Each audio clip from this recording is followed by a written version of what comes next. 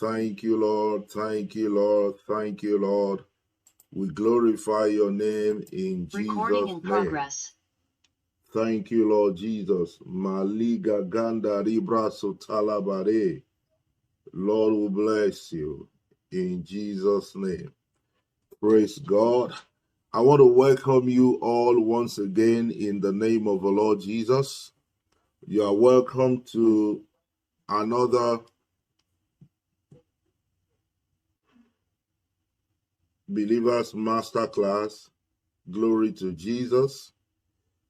This is the second week, and it is safe to say it is day 2. Hallelujah.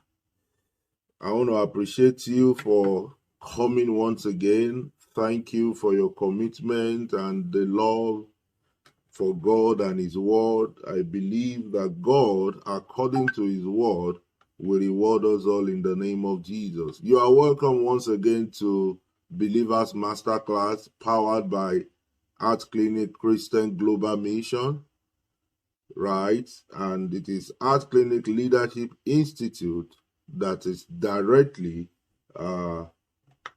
having this program. Glory to Jesus.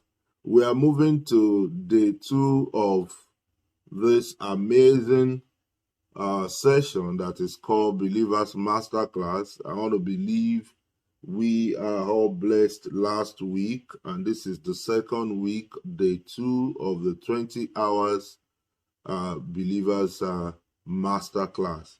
So we are going to start now, but just before that, I want to pray with you right now in Jesus' name. Heavenly Father, we thank you for another beautiful day.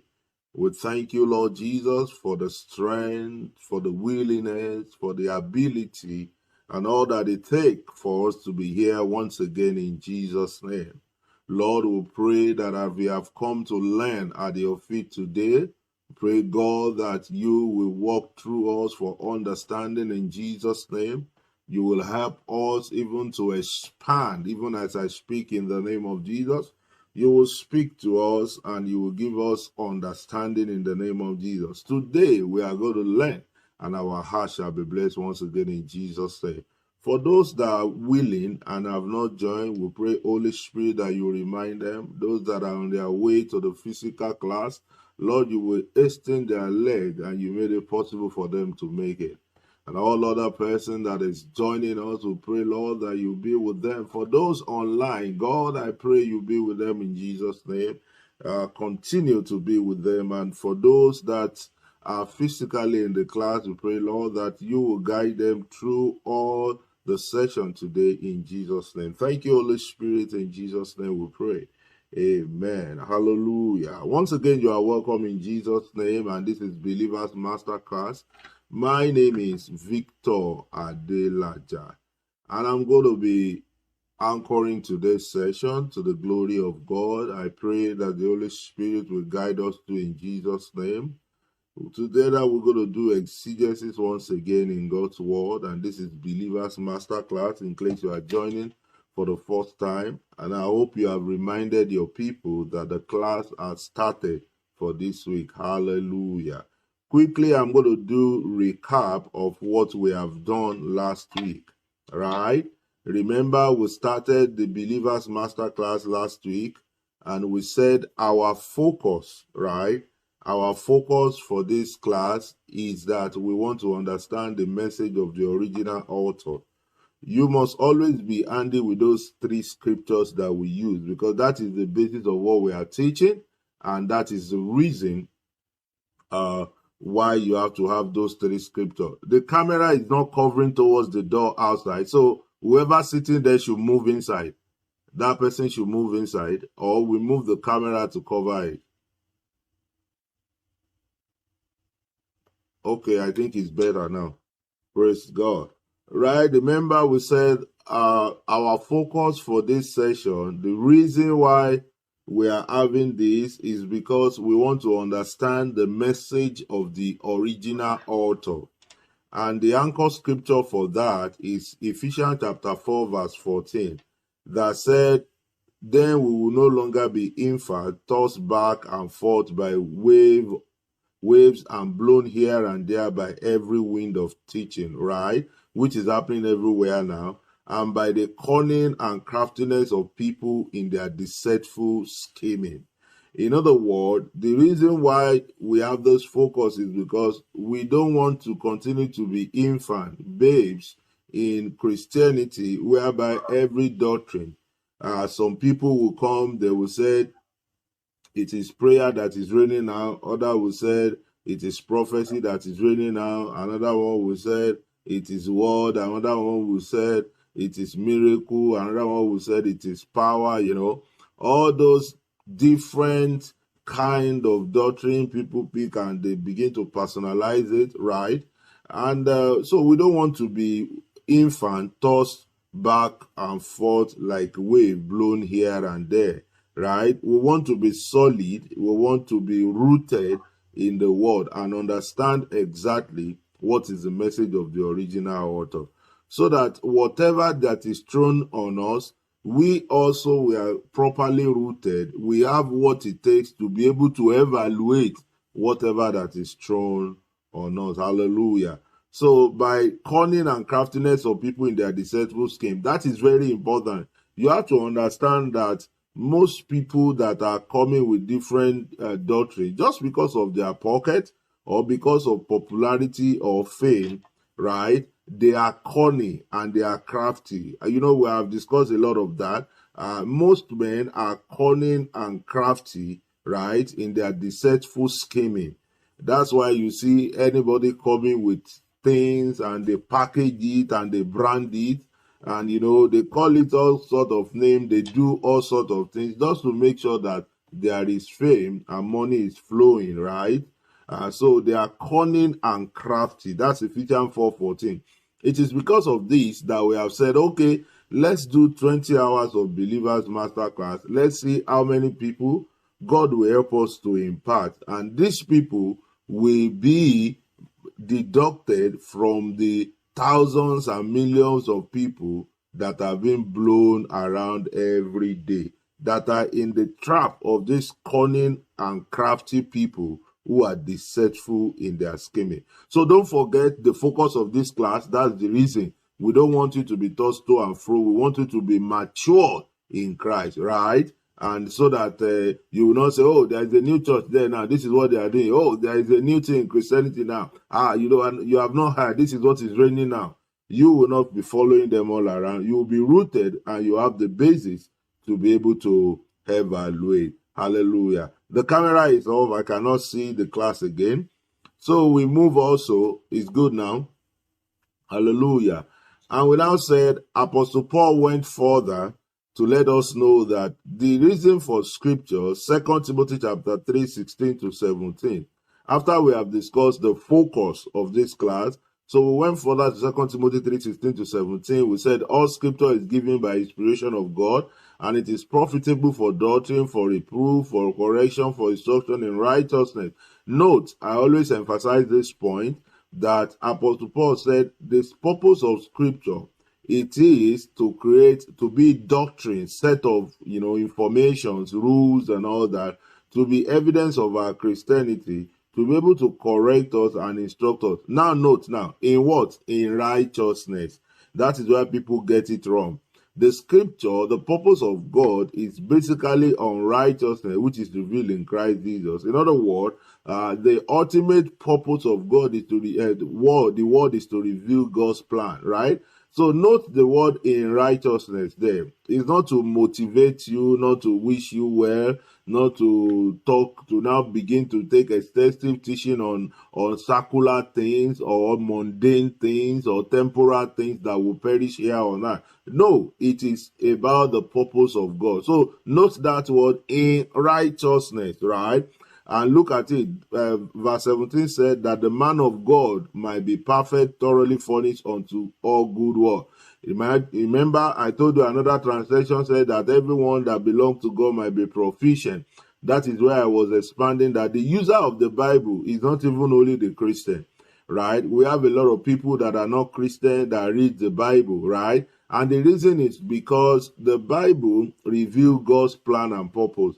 We have many people from other religions that the reason why they come to Christianity is after they have read the Bible several times and they discover that the Bible truly is the book that reveals the plan of God for humanity. And that's why they have come to approach the cross and the Lord Jesus Christ. So not only Christians are users of the Bible.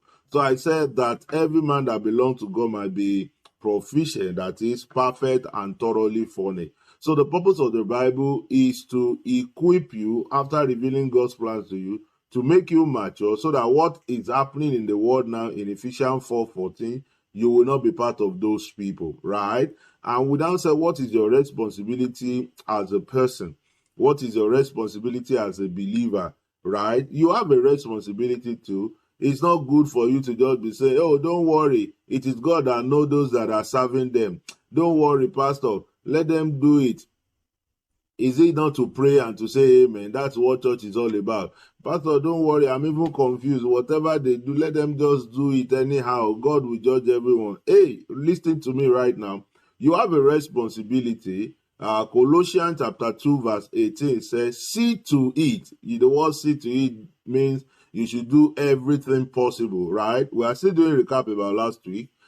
Just continue to cross-check your note and see if there is something you omitted, right? So Colossians 2:18 let us know our responsibility as a Christian, right? It says, see to it, do everything possible, inquire, study, right?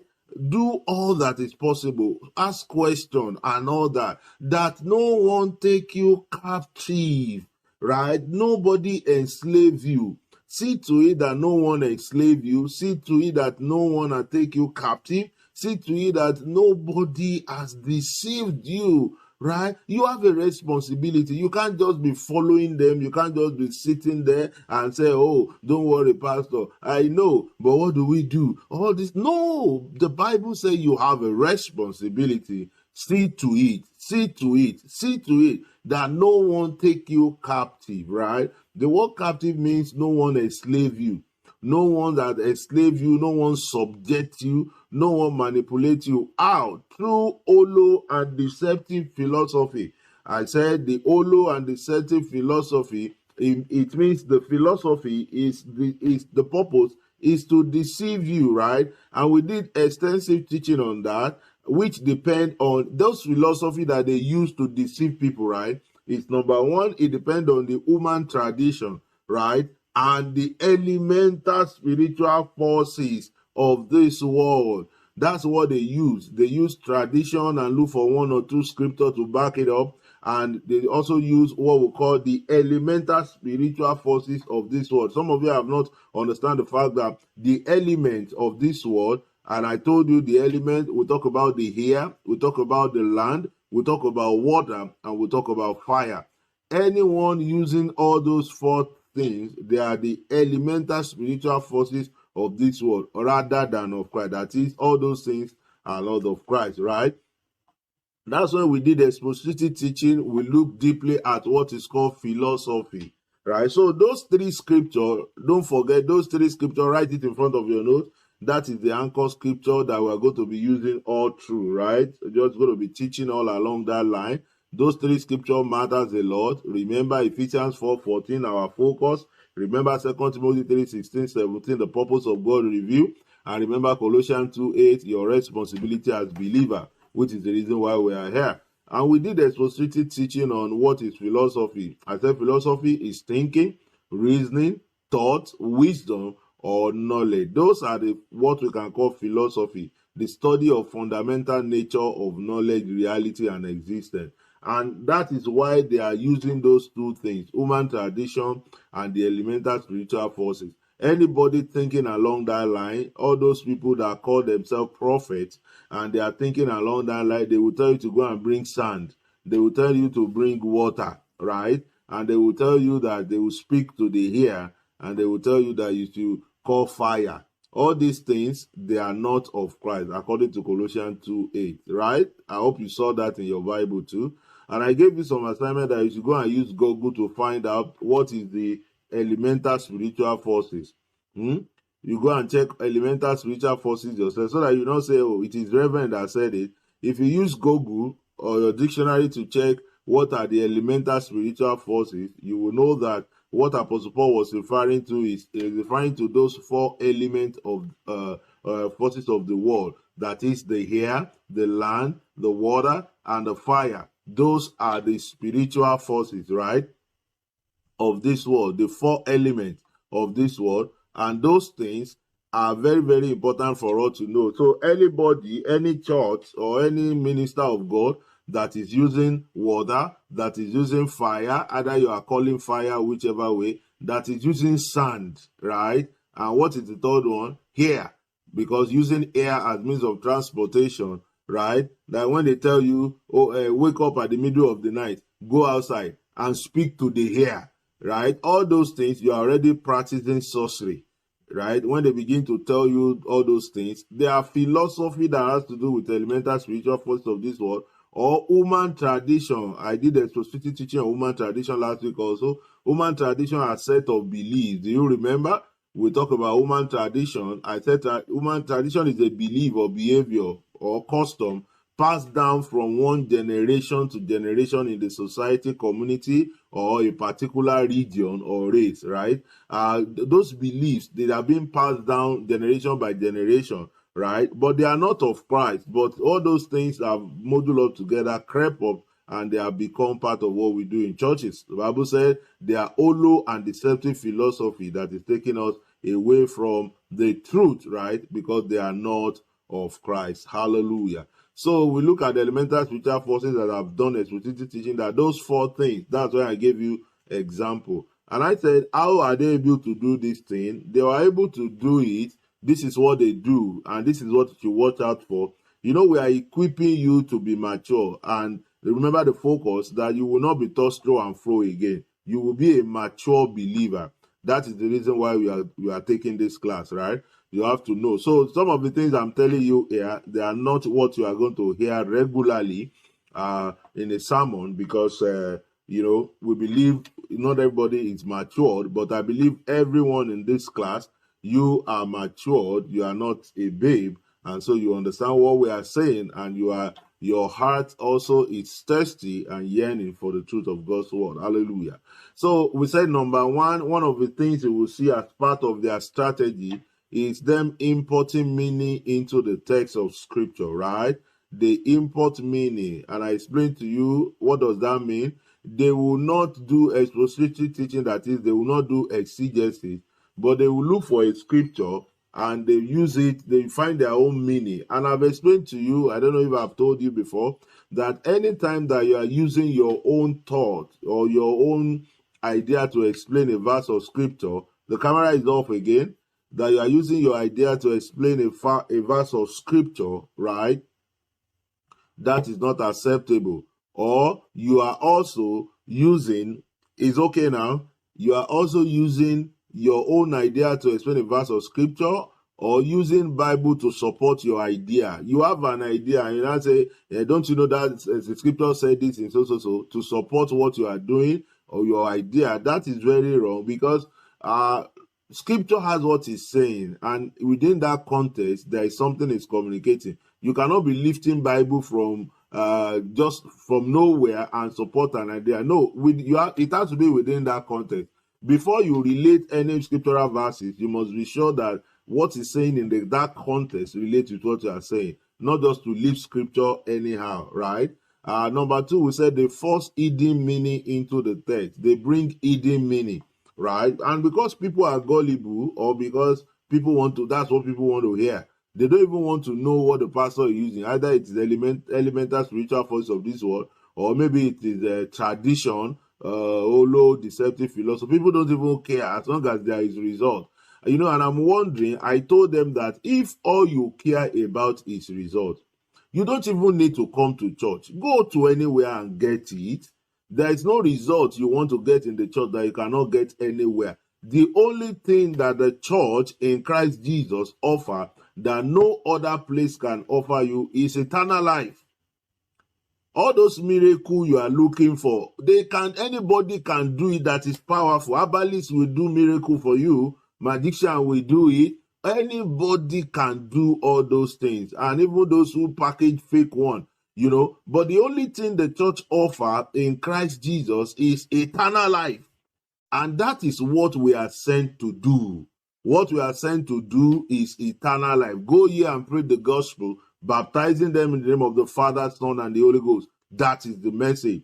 And that's why, just like Apostle Paul, I have also resolved, right? I have also resolved that I will not be known or do any other thing among you except Christ died and he rose again. That is the message. And that's what we are sent, right? So if it's about miracle, if it's about solution, why do you have to come to church? You can get it anywhere. You can visit an herbalist and all that. Because the problem is that these people are those that, if it's about miracle, if it's about solution, why do you have to come to church? You can get it anywhere. You can visit an herbalist and all that. Because the problem is that these people are those that are even forcing some of these pastors to go into sorcery and all of that, all because of solution. Am I saying Jesus does not give solution? Oh, sure. But what the Bible teaches is that we have to first know our God, how to understand how he operates and all that. Faith in God with understanding will sort out all physical or temporal issues of this world. But it's so important that we emphasize the fact that the purpose of Christ or God's plan for us is that we be saved. For God so loved the world that he gave his only begotten Son, that whosoever believe in him will not perish but have what? Everlasting life. There is nowhere he promised that you will not be poor, you will not lack. Jesus himself said, in this world there is going to be tribulation, but take heart, I have overcome the world. Because your peace is going to be in Christ. So there is nowhere God said a Christian will not be poor, because it's a matter of choice, like I've explained to you last week. So nobody should use that to fail. If anybody said, come to our church, you will not be poor, you will not lack, you will not have problem. Hey, even Jesus didn't promise that. But because some of you don't even understand what the Bible has said, you quickly rush there. Even Jesus didn't promise that. In fact, the Bible said the poor we will always have among us, right? So it's a matter of choice.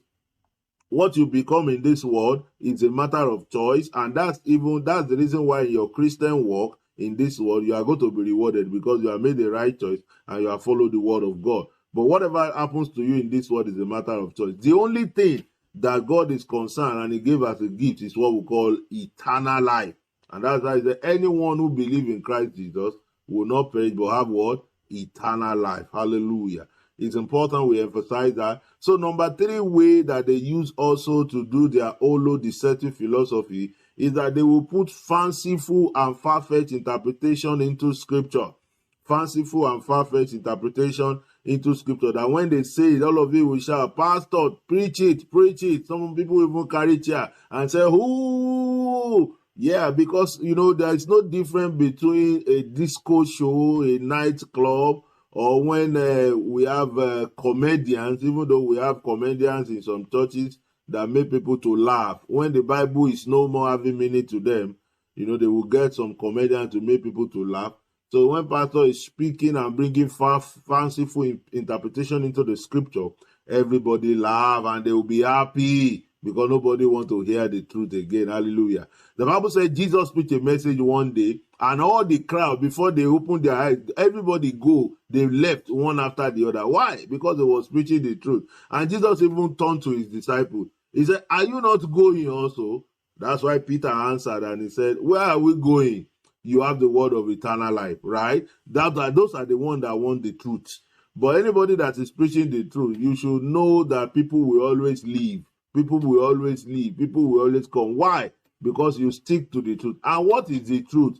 The truth is not somebody say, I have one hidden meaning I'm bringing to church. There is one mystery. Is always that pastor is preaching mystery. Any pastor that he said is preaching mystery that nobody understands in the church except him, he is only the one that is explaining the mystery every Sunday. Be careful, right? Be careful also. Those are all deceptive philosophy. The Bible is straight, right? And that's part of the thing we are going to be teaching today. Simplicity of the gospel is key also. When any pastor is doing something or preaching something that is so difficult to understand, he is only the one that understands it. You also have to be careful. Those are what we call holo deceptive philosophy. Remember, I told you last week that there is no mystery. The mystery we have in the Old, of course, we know that the Old Testament contains shadows, types, because they are coded, right? I mean, the Genesis to Malachi. But they have all been demystified in Matthew to Revelation by Jesus and all the apostles. So the complete book of God, which is called the Bible we have,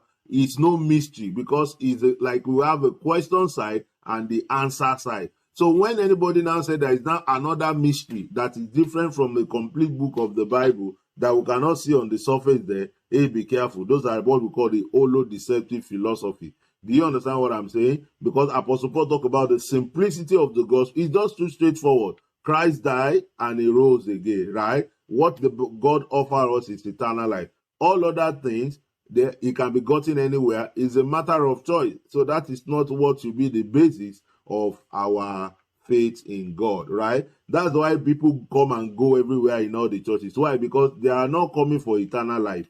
What they came for is what you promised them. For miracle, come for miracle, come for miracle, come for miracle, come for progress. When you come to that church, you will get job, you will get your future partner, you will get this, you get that. And so when that person comes 3 months, 6 months, 1 year, nothing is coming. Then you see them going, because what they promised them is that if they come to that church, they will take them to Canada, right? And so after many months, they didn't take them to Canada. You see that they won't come again because they have lied to them. Somebody has lied to them. You know, I had one of my pastors sometimes I say, what you know is that you cannot be going to that church and you will be poor. You cannot be going to that church and you have a problem. You know, begin to just mundane things and be attaching church to mundane things. What the church offer in Christ Jesus is eternal life, simple. And you will grow in the word. If you join a church that preach the truth, you will grow in the word. That's very simple, and that's what it's all about. Number 4, not allowing words and sentences to bear their obvious meaning. Like I've just said now, they will not allow the Bible to speak to you, do expositive teaching, but they will make sure that it is their own teaching. You know, they begin to just lift up scripture everywhere and support mundane things. It's just, you know, it's so sad and so bad. Then number 5, they are allowing human subjectivity to dominate the plain message of the original author. So they do everything to make sure that people don't get what we call the message of the original author by always bringing in their own interpretation, you know, forcing hidden meaning, fanciful meaning into every text of scripture every time. Hallelujah. And so that's why we now said, okay, what is now the best way for us to now study? After that, we have talked about, we have exposed the problem, we know our responsibility, and we understand the focus. So how do we now get the message of the original author, which is the focus, when we have exposed all that is going on around? Because the best thing to tell somebody what is right is to show them fake first, right? When you show them this is the fake one, then you now show them the right one. Then you can now understand how to identify the truth between the two. So right now, we want to now look at how to get the message of the original author. So that's why last week we talked about the contextual method of biblical interpretation. I said that is the best method for you. And I said this method is the historical, grammatical, lexical method. Check out the camera, please. And it began in Antioch. That's good. Syria in the 3rd century, right? So the contextual Bible interpretation, like I said, contextual method of biblical interpretation. You know, we said, how do we now get the message of the original author? And they said, this is the most consistent use of the method of Bible study, right? Known as the historical, grammatical, lexical method. And I said, if you break it down, that is, it has to reflect historical. The grammar must be, you know, must be clear. That's why I said, you know, I repeat this right now, last week, that the language that you are using to study the Bible, you must understand it very well, right? Because if you have problem with English language, then it is very possible also that you will not understand what the Bible is saying. And that's why really, you see, let me tell you the truth. Sometimes it's very, very funny.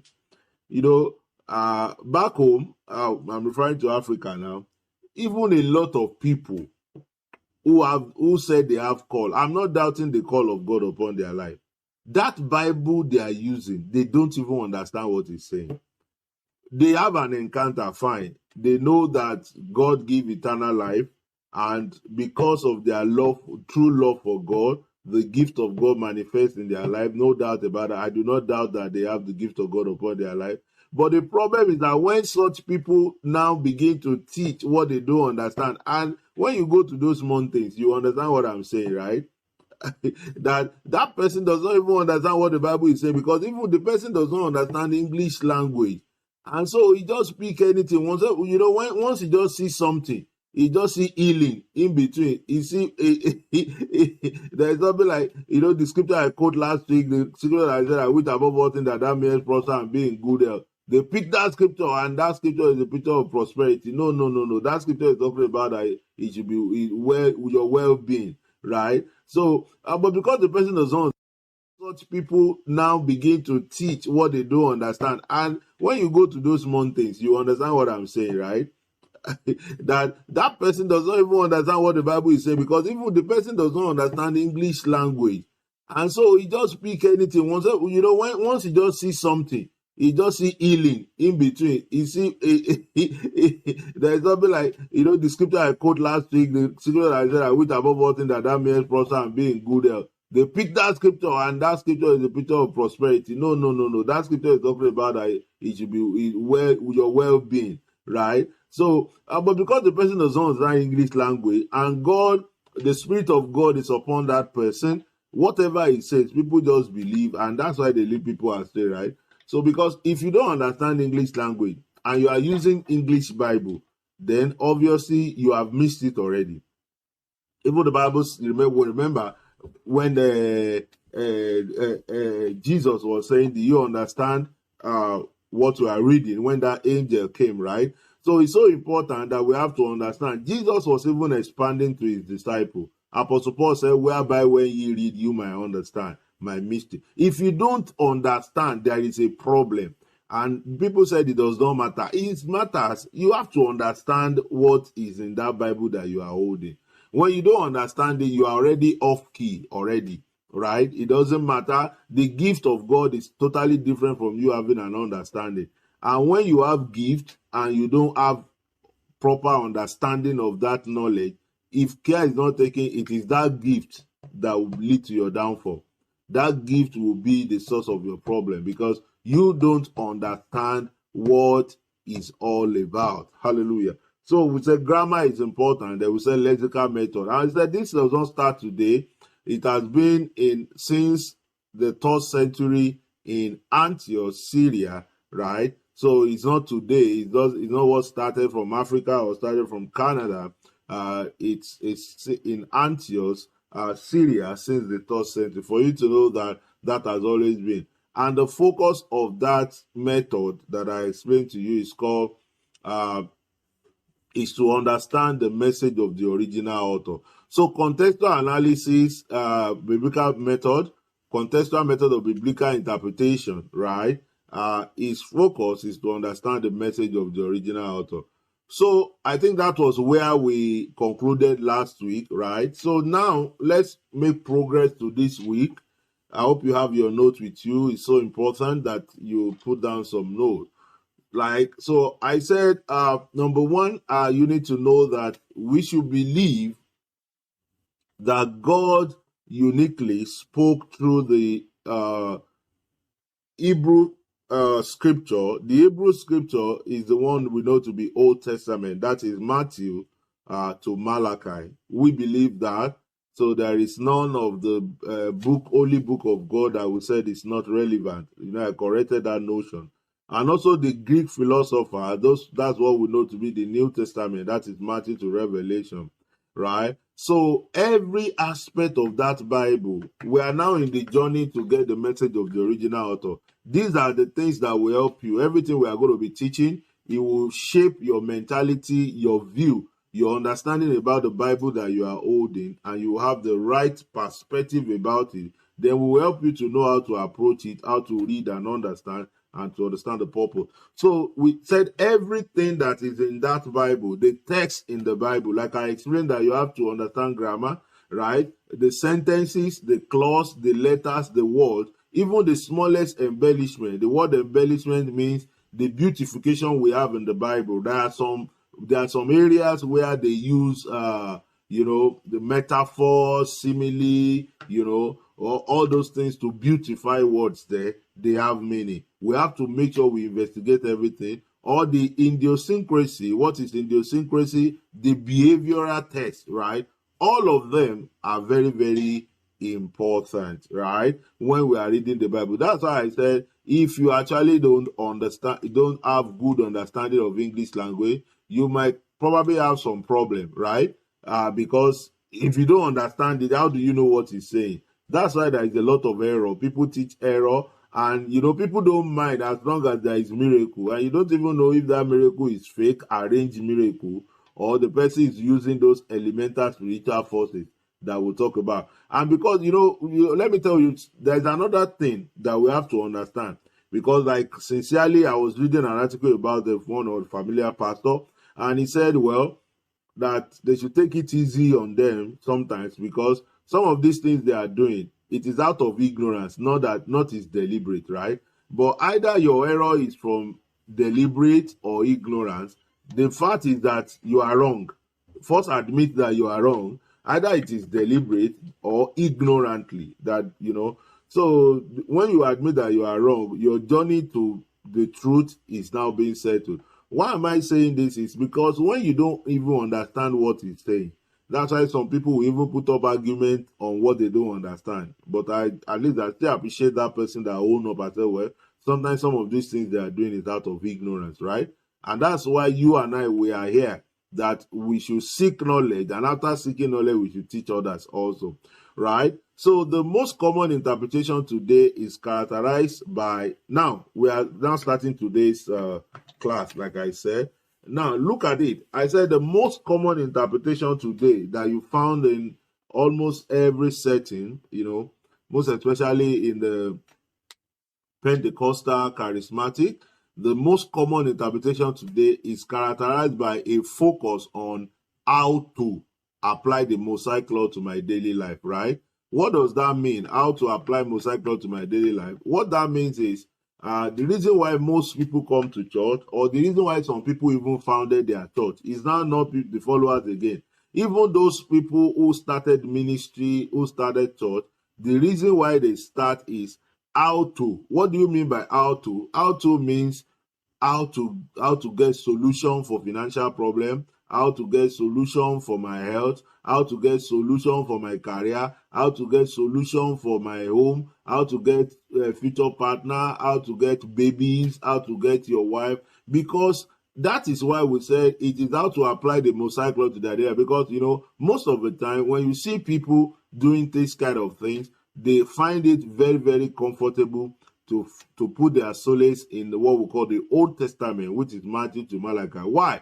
Because the Bible said in the book of Hebrews already that the words there are types and shadows. The God who has spoken to our father, right, and the prophet in types and shadows has now spoken to us in Christ Jesus through his son, right?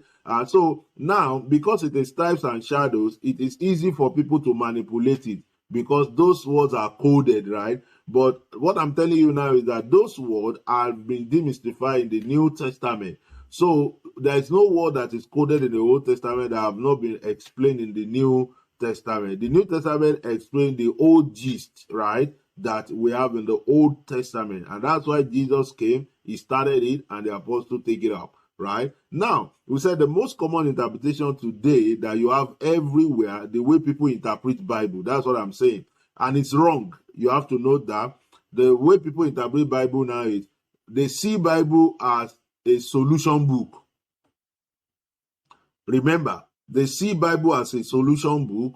That camera is off again, and they said how to apply the Mosaic law to their daily life. That is what people cared about.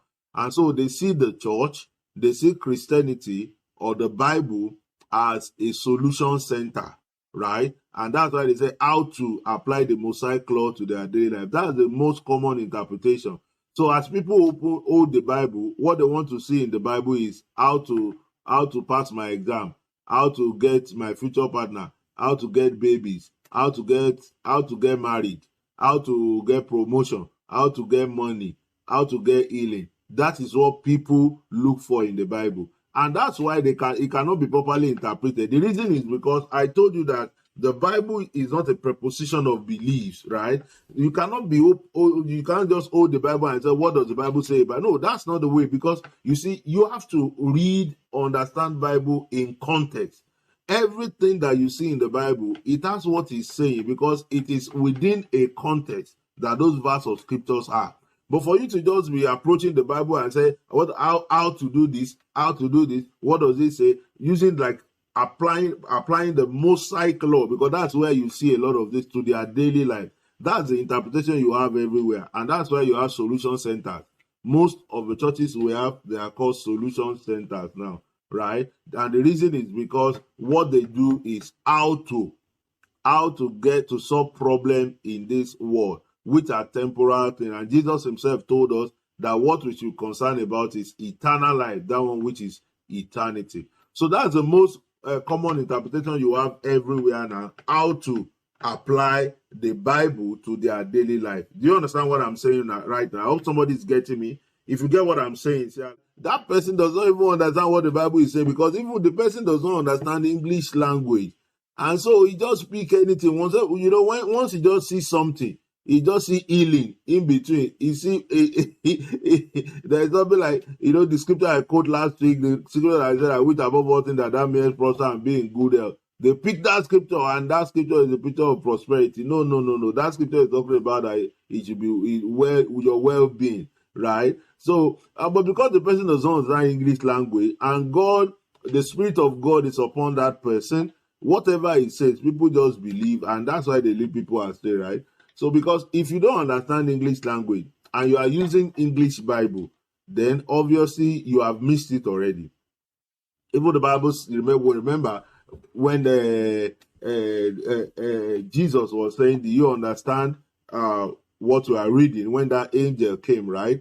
So it's so important that we have to understand. Jesus was even expanding to his disciple. Apostle Paul said, whereby when ye read, you might understand my mystery. If you don't understand, there is a problem. And people said it does not matter. It matters. You have to understand what is in that Bible that you are holding. When you don't understand it, you are already off key already, right? It doesn't matter. The gift of God is totally different from you having an understanding. And when you have gift and you don't have proper understanding of that knowledge, if care is not taken, it is that gift that will lead to your downfall. That gift will be the source of your problem, because you don't understand what it's all about. Hallelujah. So we said grammar is important. Then we said lexical method. And I said this does not start today. It has been since the 3rd century in Antioch, Syria, right? So it's not today. It's not what started from Africa or started from Canada. It's in Antioch, Syria, since the 3rd century. For you to know that has always been. And the focus of that method that I explained to you is called is to understand the message of the original author. So contextual analysis, biblical method, contextual method of biblical interpretation, right? Its focus is to understand the message of the original author. So I think that was where we concluded last week, right? So now let's make progress to this week. I hope you have your notes with you. It's so important that you put down some notes. So I said, number one, you need to know that we should believe that God uniquely spoke through the Hebrew scripture. The Hebrew scripture is the one we know to be Old Testament. That is Matthew to Malachi. We believe that. So there is none of the holy book of God that we said is not relevant. I corrected that notion. And also the Greek philosopher, that's what we know to be the New Testament. That is Matthew to Revelation, right? So every aspect of that Bible, we are now in the journey to get the message of the original author. These are the things that will help you. Everything we are going to be teaching, it will shape your mentality, your view, your understanding about the Bible that you are holding, and you will have the right perspective about it. Then we will help you to know how to approach it, how to read and understand, and to understand the purpose. So we said everything that is in that Bible, the text in the Bible, like I explained that you have to understand grammar, right? The sentences, the clause, the letters, the words, even the smallest embellishment. The word embellishment means the beautification we have in the Bible. There are some areas where they use the metaphor, simile, or all those things to beautify words there. They have meaning. We have to make sure we investigate everything. Or the idiosyncrasy. What is idiosyncrasy? The behavioral text, right? All of them are very, very important, right? When we are reading the Bible. That's why I said, if you actually don't have good understanding of English language, you might probably have some problem, right? Because if you don't understand it, how do you know what he's saying? That's why there is a lot of error. People teach error, and people don't mind as long as there is miracle, and you don't even know if that miracle is fake, arranged miracle, or the person is using those elemental spiritual forces that we'll talk about. And because, let me tell you, there's another thing that we have to understand. Because, like, sincerely, I was reading an article about one of the familiar pastor, and he said, well, that they should take it easy on them sometimes, because some of these things they are doing, it is out of ignorance, not is deliberate, right? But either your error is from deliberate or ignorance. The fact is that you are wrong. First admit that you are wrong. Either it is deliberate or ignorantly that, So when you admit that you are wrong, your journey to the truth is now being settled. Why am I saying this? Is because when you don't even understand what he's saying, that's why some people will even put up argument on what they don't understand. But at least I still appreciate that person that own up and say, well, sometimes some of these things they are doing is out of ignorance, right? And that's why you and I, we are here, that we should seek knowledge, and after seeking knowledge, we should teach others also, right? So the most common interpretation today is characterized by, now we are now starting today's class, like I said. Now look at it. I said the most common interpretation today that you found in almost every setting, most especially in the Pentecostal charismatic, the most common interpretation today is characterized by a focus on how to apply the Mosaic law to my daily life, right? What does that mean? How to apply Mosaic law to my daily life? What that means is the reason why most people come to church, or the reason why some people even founded their church, is now not the followers again. Even those people who started ministry, who started church, the reason why they start is how to. What do you mean by how to? How to means how to get solution for financial problem, how to get solution for my health, how to get solution for my career, how to get solution for my home, how to get a future partner, how to get babies, how to get your wife. Because that is why we said it is how to apply the Mosaic law to the idea. Because most of the time when you see people doing this kind of things, they find it very, very comfortable to put their solace in what we call the Old Testament, which is Matthew to Malachi. Why? Because the Bible said in the book of Hebrew already that the words there are types and shadows. The God who has spoken to our father, right, and the prophet in types and shadows has now spoken to us in Christ Jesus through his son, right? So now, because it is types and shadows, it is easy for people to manipulate it, because those words are coded, right? But what I'm telling you now is that those words have been demystified in the New Testament. So there is no word that is coded in the Old Testament that have not been explained in the New Testament. The New Testament explains the old gist, right, that we have in the Old Testament. And that's why Jesus came, he started it, and the apostles take it up, right? Now, we said the most common interpretation today that you have everywhere, the way people interpret Bible, that's what I'm saying. And it's wrong. You have to note that the way people interpret Bible now is they see Bible as a solution book. Remember, they see Bible as a solution book. That camera is off again. And they said how to apply the Mosaic law to their daily life. That is what people cared about. And so they see the church, they see Christianity or the Bible as a solution center, right? And that's why they say how to apply the Mosaic law to their daily life. That's the most common interpretation. So as people hold the Bible, what they want to see in the Bible is how to pass my exam, how to get my future partner, how to get babies, how to get married, how to get promotion, how to get money, how to get healing. That is what people look for in the Bible. And that's why it cannot be properly interpreted. The reason is because I told you that the Bible is not a preposition of beliefs, right?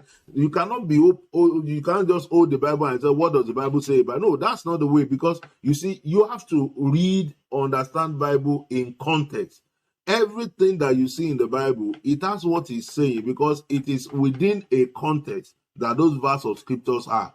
But for you to just be approaching the Bible and say, how to do this, what does it say, using like applying the Mosaic law, because that's where you see a lot of this to their daily life.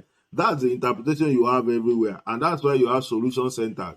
Most of the churches we have, they are called solution centers now, right? And the reason is because what they do is how to get to solve problem in this world, which are temporal things. And Jesus himself told us that what we should concern about is eternal life, that one which is eternity. So that's the most common interpretation you have everywhere now, how to apply the Bible to their daily life. Do you understand what I'm saying right now? I hope somebody's getting me. If you get what I'm saying, say hallelujah. Amen. Glory. So what you have everywhere is that people approach the Bible for solutions in this world, right? And that is not the purpose of the Bible. That's what I'm saying. You see, these are hard teachings. It's going to be surprising to some people.